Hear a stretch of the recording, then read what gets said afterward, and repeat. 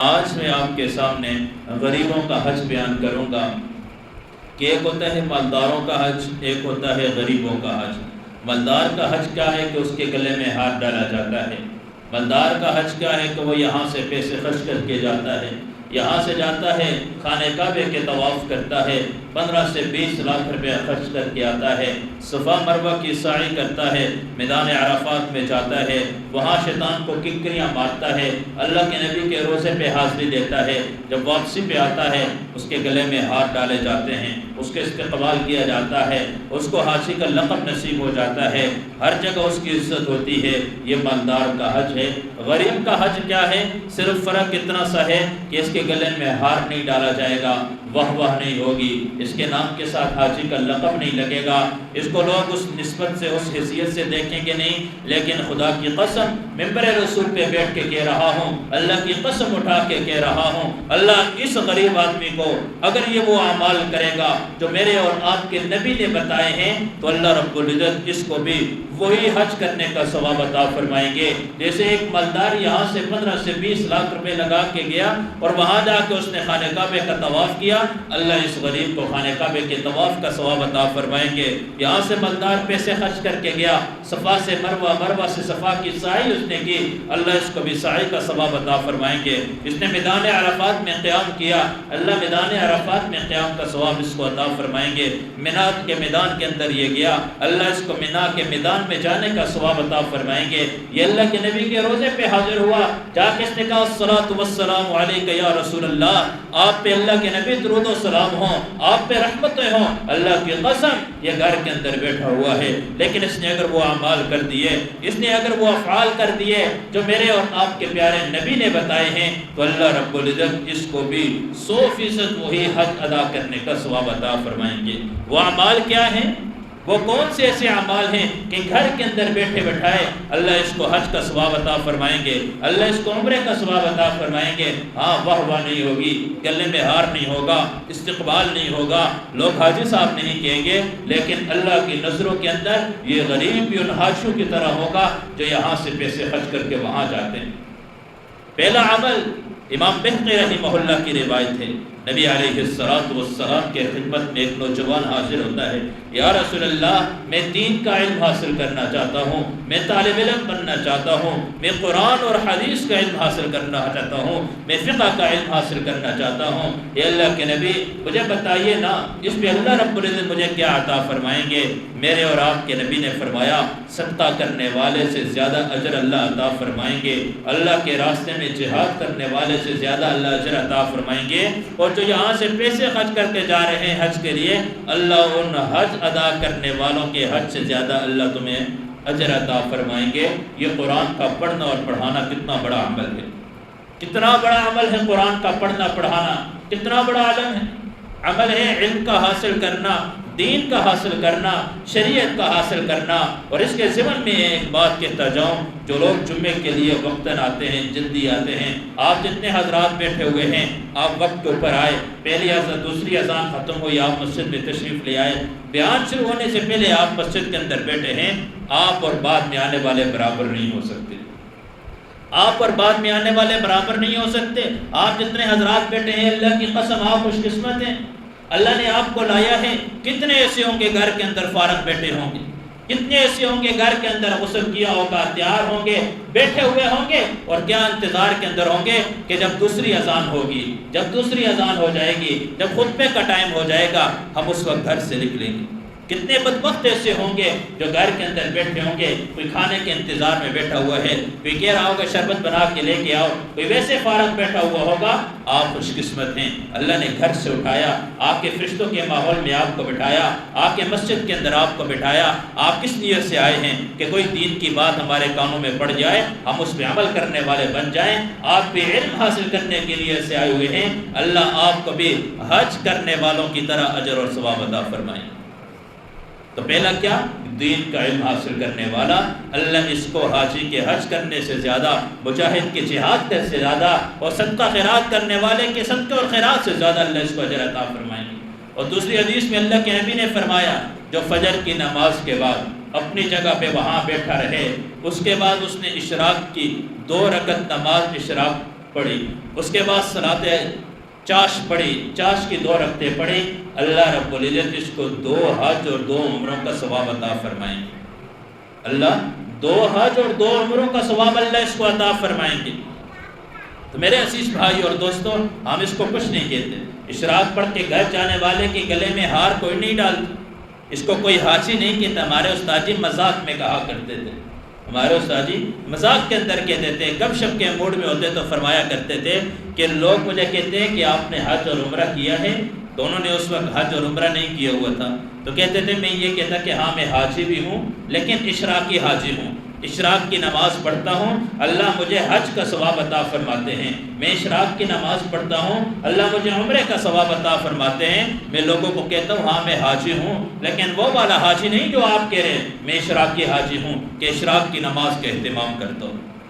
تو میرے عزیز بھائی اور دوستوں، آج کی مجلس سے، آج کے جمعے کے بیان سے یہ عزم اور ارادہ کر کے اٹھنا ہے کہ آج کے بعد ہم نے اشراق کی نماز نہیں چھوڑنی، چاشت کی نماز ہم نے نہیں چھوڑنی۔ چھوٹے چھوٹے اعمال ہوتے ہیں، جیسے میں نے کہا کہ علم حاصل کرنا، جمعے کے اندر وقت میں تشریف لے کے آنا، جیسے پہلی اذان ہو جائے اس کے بعد دنیا کے جتنے کام کاج ہیں وہ کرنا مکروہ ہو جاتے ہیں، بعض علماء فرماتے ہیں حرام ہو جاتے ہیں۔ نہیں، جب اذان ہوگی پہلی اذان، ہم نے مسجد کی طرف آنے کی تیاری کرنی ہے، 1 بجے تک ہم مسجد کے اندر پہنچ جائیں،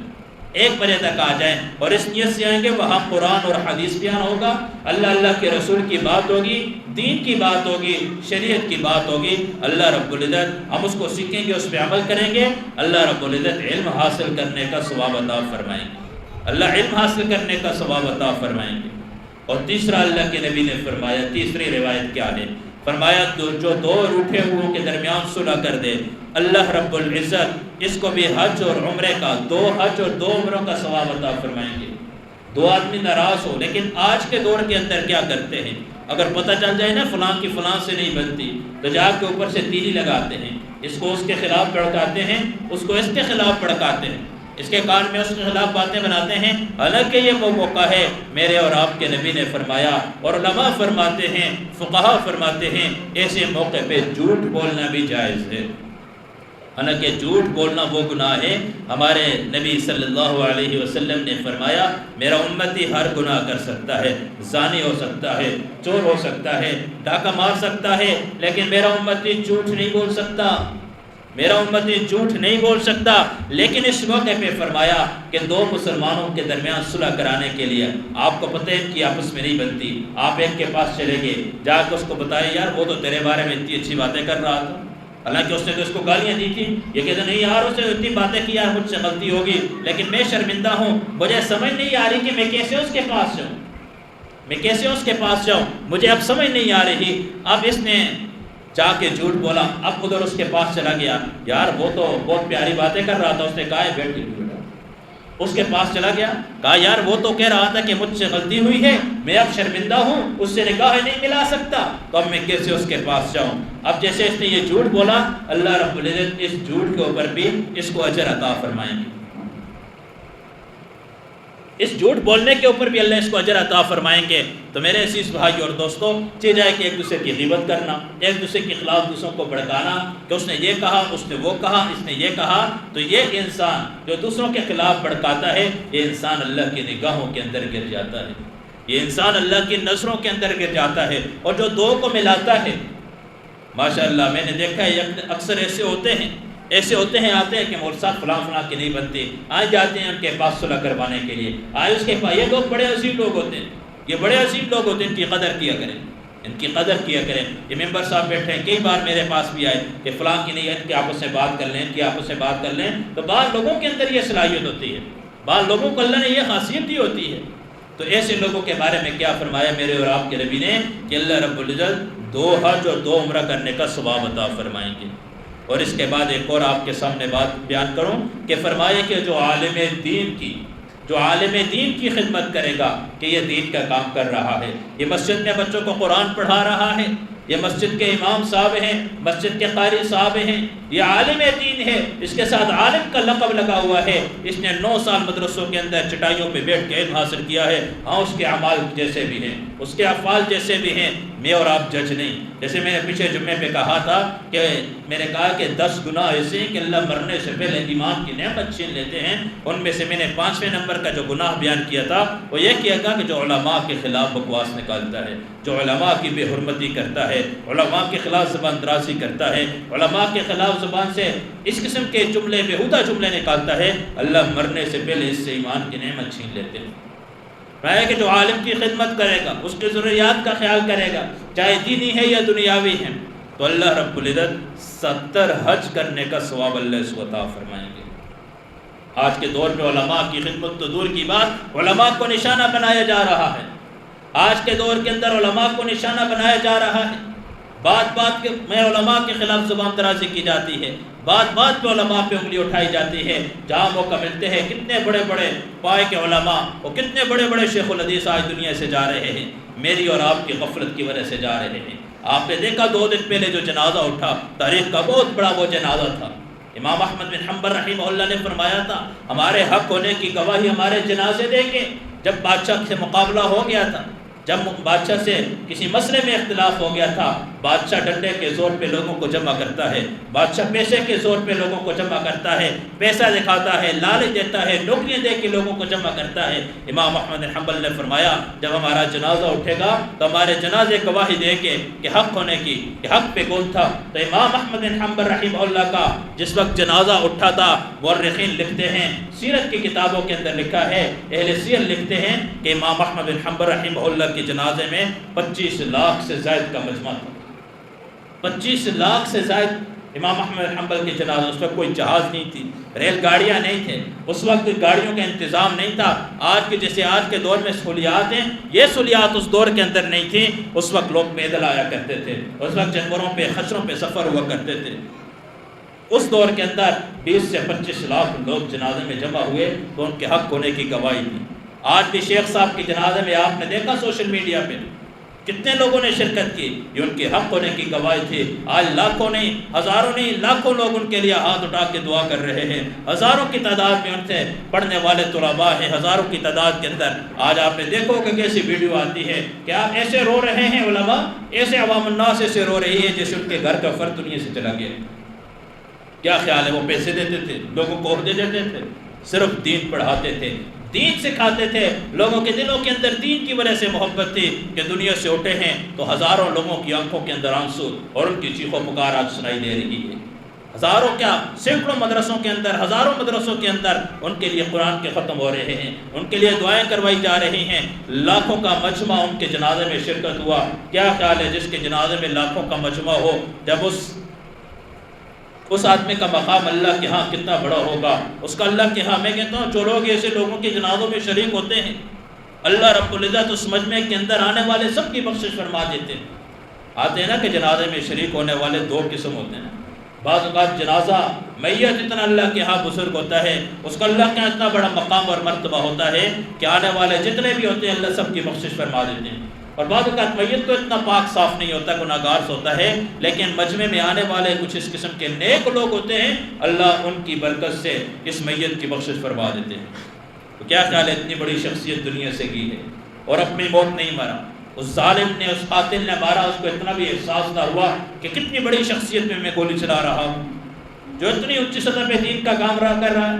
جو 44 سال سے حدیث کا درس دے رہا ہے، جو بخاری کا درس دے رہا ہے، نبی علیہ السلام کی حدیثیں پڑھا رہا ہے، اور میں چند پیسوں کی خاطر، بغض کی خاطر، حسد کی خاطر اس پہ میں گولی چلا رہا ہوں۔ بالکل میرے اندر ترس نہ ہے۔ میرے عزیز بھائی اور دوستو، کیا اس نے اللہ کے سامنے پیش نہیں ہونا؟ کیا یہ اللہ کی برگاہ میں حاضر نہیں ہوگا؟ کیا اللہ اس کو اپنے سامنے کھڑا نہیں کریں گے؟ کیا یہ شیخ ادریس اس کے گریبان کو قیامت کے دن پکڑ کے پوچھیں گے نہیں بتا کس کا جرم تھا جس جرم کی وجہ سے تو نے مجھ پہ گولی چلائی تھی؟ میرا جرم تو بتا۔ یہی جرم تھا نا کہ میں قرآن اور حدیث کی خدمت کر رہا تھا، یہی جرم تھا میں دین پڑھا رہا تھا، یہی جرم تھا میں دین کا کام کر رہا تھا اور اللہ کے رسول کی طرف لوگوں کو لے کے آ رہا تھا۔ اس جرم کی بنیاد پہ تو نے مجھ پہ گولی چلائی ہے، اللہ کی برگاہ میں اس کو حاضر کیا جائے گا۔ اللہ کی بارگاہ میں اس کو ہر ظالم سے بدلہ لیا جائے گا، حتیٰ کہ اللہ کے نبی نے یہاں تک فرمایا کہ اگر سینگ والی بکری نے دوسری بغیر سینگ والی بکری کو مارا، قیامت کے دن اللہ کی بارگاہ میں یہ بھی حاضر ہوں گے اور اللہ ان سے بھی بدلہ لیں گے۔ جانور ہیں، بے زبان ہیں، بول نہیں سکتے، اللہ ان سے بھی بدلے دلوائیں گے۔ چیز ہے کہ انسان یہ قیامت کے دن کیا خیال ہے، آج ظلم کرنے والا عیش و عشرت کے ساتھ گھوم رہا ہے، اس پہ کوئی پکڑنے والا نہیں ہے۔ آج جو جس عہدے پہ ہے ظلم کر رہا ہے، کیا یہ اللہ رب العزت کی پکڑ سے کس طرح بچ سکتا ہے؟ اللہ فرماتے ہیں نبطش ربک لشدید، تیرے رب کی پکڑ بڑی سخت ہے۔ ہر ایک کے اوپر کوئی نہ کوئی ہوتا ہے جو اپنے آپ کو بہت اونچا سمجھتا ہے، اس کے اوپر رب کی ذات ہے۔ اس سے اللہ کی بارگاہ میں ظالم نے حاضر ہونا ہے، اس ظالم سے قیامت کے دن بدلہ لیا جائے گا۔ میرے عزیز بھائی اور دوستو، بات کر رہا تھا کہ غریبوں کا حج کیا ہے، فرمایا جو علماء کی خدمت کرے گا اللہ اس کو 70 حجوں کا ثواب عطا فرمائیں گے، اور اس کے ساتھ کہ جو غریب اور محتاج لوگوں کی مدد کرے گا،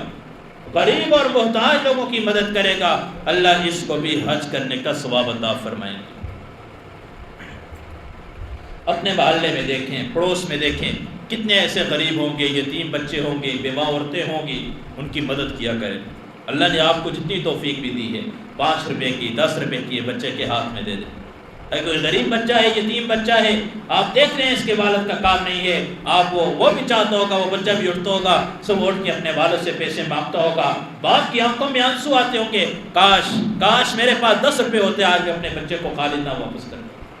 جیسے ہمارے بچے مانگتے ہیں تو ہم نہیں ان سے روک سکتے، ایسے غریب بچے آپ کو نظر آئے محلے کے اندر۔ آپ کے پاس 500,000 کی توفیق نہیں ہے کہ آپ اس کے گھر میں راشن ڈال سکیں، لیکن آپ کے پاس 10-20 روپے کی توفیق ضرور ہوگی۔ آپ غریب بچوں کو دیکھا کریں، آپ دیکھا کریں ایسے بچوں کو، پھٹے پرانے کپڑے لگے ہوئے ہیں،